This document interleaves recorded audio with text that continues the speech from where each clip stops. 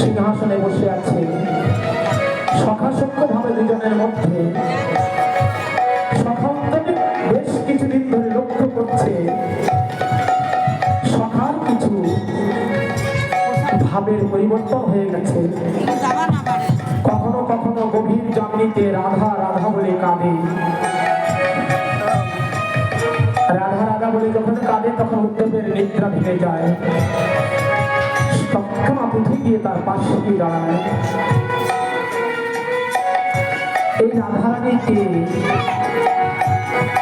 যে জননী গর্ভে নিয়ে, যে জননী লালন পালন করে এত বড় করেছে, যে মায়ের কথা বলে না, পিতার কথা বলে না, রাধা রাধা বলে চোখের জলে ভাসে, কে রাধারানী?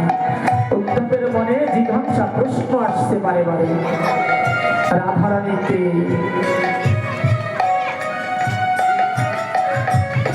উদ্ধব হচ্ছে আমার কৃষ্ণের প্রিয় সখা, প্রিয় সখা। উদ্ধব জ্ঞানী বৃহস্পতির শিষ্য, অনেক জ্ঞানবান, অনেক জ্ঞান, এত জ্ঞান যে জ্ঞানের ভান্ডারে ডুবে আছে।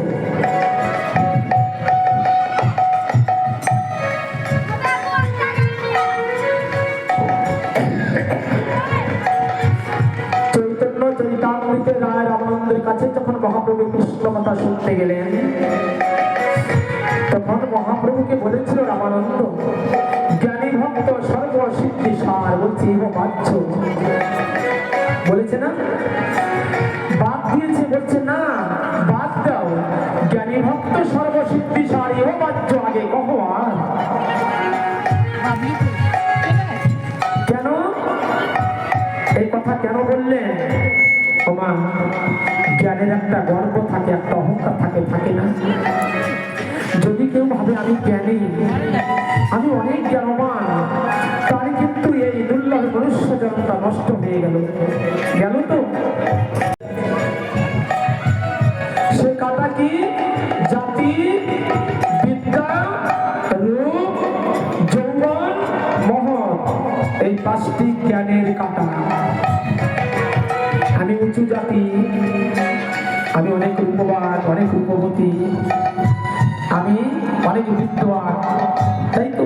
এগুলো হচ্ছে জ্ঞানের গর্ভ। এই জ্ঞানের গর্ভকে যিনি ধরে রাখবে তার আর ভক্তিপথ অবলম্বন করা হবে না, ভক্তিপথে বাধা পড়ে যাবে, এক পদ অগ্রসর হতে পারবে না।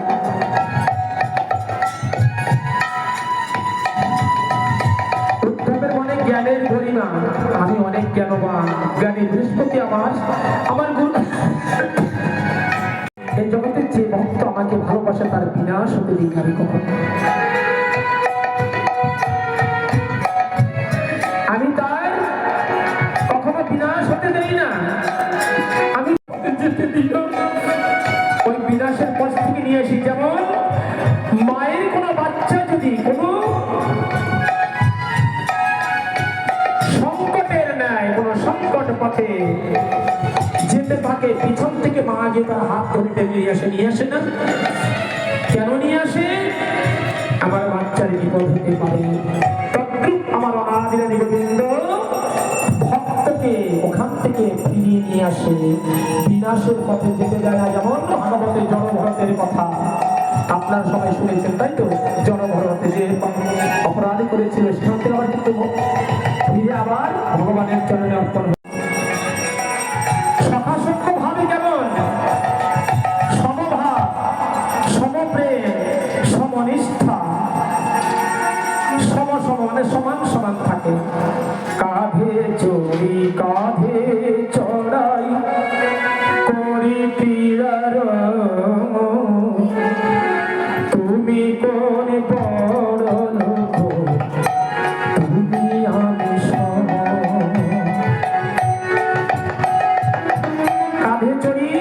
কাঁধে চড়াই করি কি জানো? তুমি কোন বড় লোক, তুমি আমি সব সমান ভাব।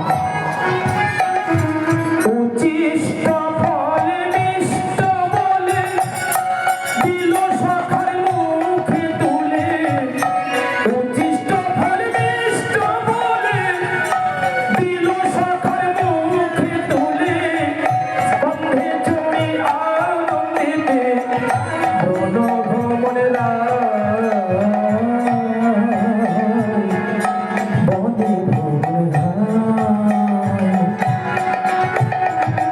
আগে ফল খেয়ে নেয়, তারপরে কৃষ্ণের শ্রীবদনে তুলে দেয়। কি বলছে?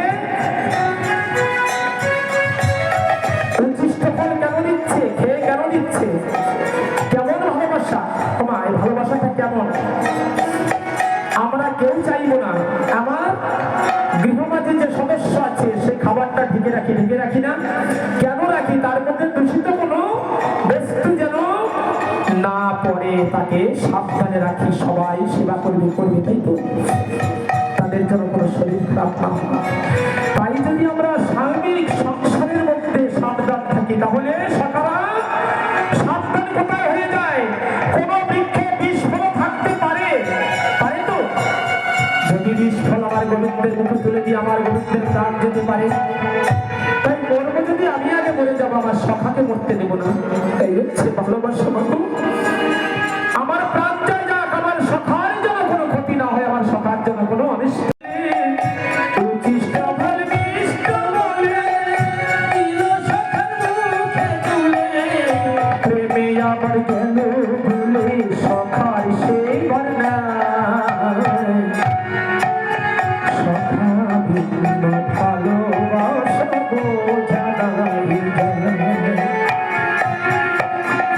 ভালোবাসার পাঁচটি স্থান তোমার মনে রাখবে: শান্ত, দাস্য, সখ্য, বাৎসল্য, মধুর। এই পাঁচটি সম্বন্ধ করতে হয় ভগবানের সঙ্গে, সম্পর্ক করতে হয়। যেমন আমরা মেয়ে বা ছেলেকে বিবাহ দিয়ে আত্মীয় করি তো মা, তদ্রূপ ভগবানের সঙ্গে সম্বন্ধ করতে, সম্বন্ধ যুক্ত হয়। সম্বন্ধ অনুরাগ ভজন, সম্বন্ধ করলে ভজনটা ভালো হয়। আপনি শান্তভাবে ভগবানের ভজন করতে পারুন। দাস্য, প্রভু তুমি ভগবান, আমি তোমার চরণের দাস। সখা গৃহে নিয়ে এলাম, তার যদি সেবা ঠিক মতো করতে পারলো তো আনার কোনো মানে রইল না। কি জানি আনার কোনো মানে হলো না। তোমার শাক অন্য খেলে দেহটা ভালো থাকে, দেহে কোনো রোগ ব্যাধি আসতে পারে না। প্রমাণ, বহু প্রমাণ আছে। খেয়ে তো দেখুন, 1 মাস খেয়ে দেখুন যে সাদা খাবারে কি আছে, যত মশলা, যত তেল, যত কিছু যা খাবেন রাজসিক খাদ্য, ব্যাধিতে আক্রমণ করবে। আর ডাক্তাররা কি বলে? বাবা দিনে 1 খানা রুটি খাবে, কিন্তু অন্ন নেবে না।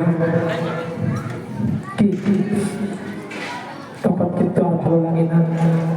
তাই আমরা যে আহার বিহার করি ওটা আমাদের নয়। আমাদের পাকস্থলী নর্মাল তৈরি করেছে গোবিন্দ। শাকন্য আমরা হজম করতে পারি, ওসব হজম আমাদের দেয়নি, আমাদের ভগবানই দিয়েছে। সাদা খাবার খেয়ে হজম করতে পারবো, কোনো দিক্কত হবে না, কোনো বাধা পড়বে না। পড়বে রাধে? পড়বে না। খেয়ে তো দেখুন